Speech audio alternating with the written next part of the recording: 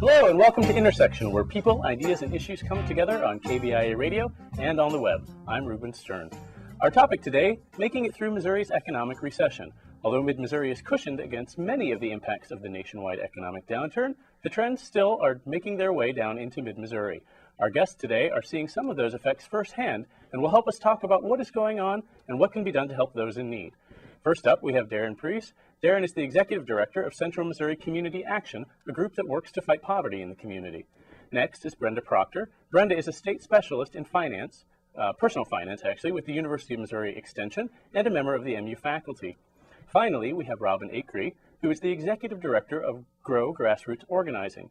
Robin works right here in the front lines of rural areas to help Central Missouri, to help them improve the situation for everyday Missourians. Thank you for joining us today, all three of you.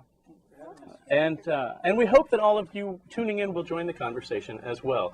How are you affected by the economic downturn? Or what have you heard about the people around you being affected? And what would you like to see done to help you or to help those you know who are having a tough time of it right now?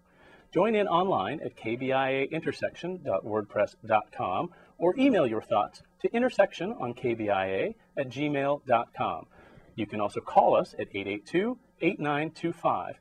And we're going to start with a question for all three of you. What are you seeing out there? What's going on here in Mid-Missouri related to the economic situation?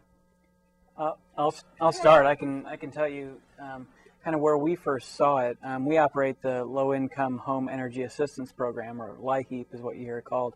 And that starts in October and November. And right off the bat, we were seeing a lot more people we had lines out the door and down the street, people looking for assistance with their utilities. But then as we started to look at who was coming in, we noticed that it was not the same people that we were seeing from previous years, but it was new people that had previously considered themselves middle class. They had been laid off of their job or they're struggling for one reason or another. So we were really seeing a whole different group of people starting to come to the door. So more people and new people. So that was really where we first got our eyes open to the economic crisis. I think I could piggyback on that. We started seeing people come into our local extension offices in total distress that probably we would not have seen before. You know, as people are losing their jobs, and maybe that's the first time in their lives that's ever happened to them, they don't quite have the coping skills yet that actually some folks who've been dealing with economic distress their whole lives might already have. So we've had people come into the extension office and you know, like, what's going on? What's happening with this meltdown? We didn't have very good answers for them, but, you know, new people. Brenda, Robin, what are you seeing? Well, I think that the main thing that people need to know is that this didn't happen just because they dubbed it the economic downturn. This has been happening to our people for the past, 5 or 6 years. And what I believe has been really just eye-opening for me is the fact that so many people are like living in one household now. I mean, there are and of course programs and there's jobs and all kinds of things. Even putting your kid into school, everything is based upon a permanent address, and that I see as a huge problem. And then aside from that, I do know that our communities are just not very well, and a lot of our people have lost access to health care. And being in rural communities, mostly, predominantly, we're seeing that these folks have no access to health care and no transportation to health care, and their health is deteriorating. So, and are you seeing a similar shift in terms of who the people are that are coming in needing assistance? Well, I mean, I think, but I don't think that just happened because the utility program came out. Right. People used to be eligible for Medicaid. Exactly. No longer eligible for Medicaid. So they're going to go to other places. The breach is just broader with this crisis. There are just more people affected, and it's scary when it's the first time. I mean, because I know you guys don't necessarily. I mean, you offer commodity programs and things like that nature. I mean, and of course, Grow always tries to go there to try to. Educate our people about issues and things that are affecting them and things.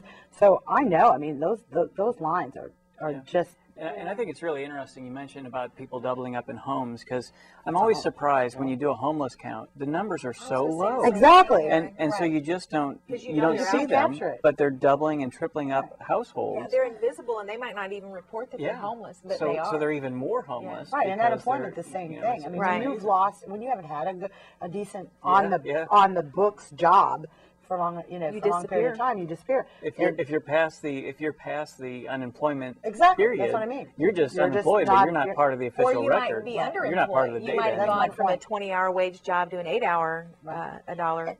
And there's people out there, you know, that come across all the time that, you know, they're just like trying to make ends meet. They're not even on that radar screen. Yeah. They're not even taking advantage of things like EITC. And they dropped off a and those long things. time Well, ago. let's talk Exactly. about that for a second, the people who are sort of slipping under the radar but are really feeling the pinch. What is it that the rest of us need to know about their situation?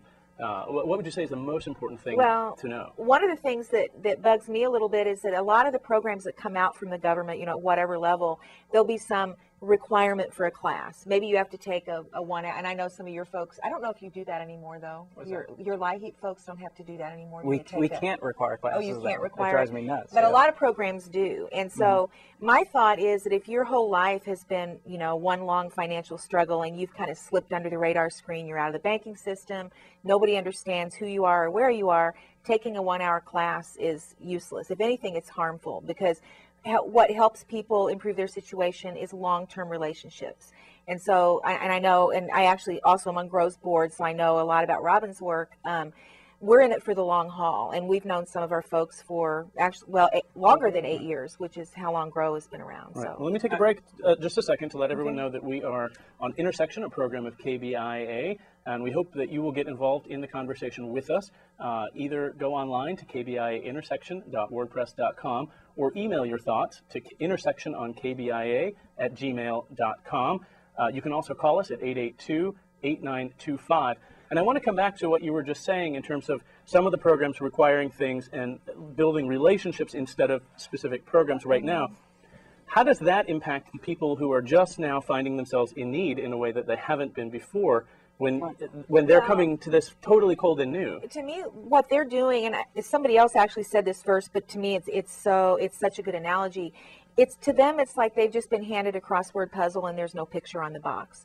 They don't know where to start. They know that there are pieces out there that might help them, but they don't know what the big picture looks like, much less, you know, what pieces go together to provide them support. Right, So but it's a very scary there's thing. nothing out there to navigate anybody through. That's the system.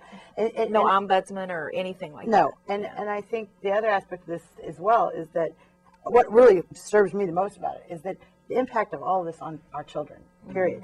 When people talk about homeless, they always want to see that it's the guy that stands up there at the, you know, I-70 thing, you know, or whatever. That's the vision they want to see. That because that makes them It's feel the stereotype. more confident to drive past that guy. Right. It's important to note too that I think building off of that, one of the things that you have to keep in mind with whether they're new to poverty or it's generations of poverty, every single family is there for a different reason. Exactly. There are so many different reasons, A set of reasons. and so there's all these Exactly. myths about why people are in poverty Absolutely. and they're lazy or whatever. Columbia's got near historic lazy. high unemployment right now. It's still less than 6%. And those are So not lazy people. They most like to people are work. working. Right. Most of the people we see have a job. Right, but they're It still may not poor. be full time. Exactly. It certainly probably doesn't have insurance, Right. health insurance, but they're still poor and they're still struggling. Let me ask you a question that came up in the chat room just now. What about this federal stimulus that we keep hearing about? Yeah. What's going on with that? How is that going to help people? Well, we would hope that it would have helped them a lot because we got some federal stimulus dollars that were given to our state, right? And so here's a perfect example of how they could have gotten people health care. You just mentioned health care, for example. Right. They sent state child health insurance program dollars into our state budget, and our legislators did not take it and utilize it. That could have expanded health care to more children. There's stimulus dollars that were also put in there to extend Medicaid and health care to the unemployed folks that we were talking about, so that during this crunch that they would have some kind of safety net, you know, to have that kind of health care. There are dollars that are coming down, and I know like our local Mexico Housing Authority, for example, got some dollars. And one of the things I really appreciate about the stimulus dollars in this sense, in this particular project, is that the money has to be spent locally. So there's the Housing Authority is now putting local people to work.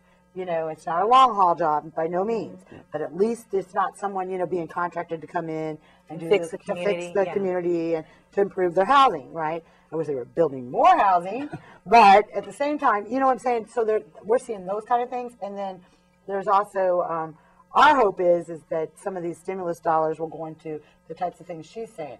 more longer term investment, financial education, you know, Community building. community Yeah. building.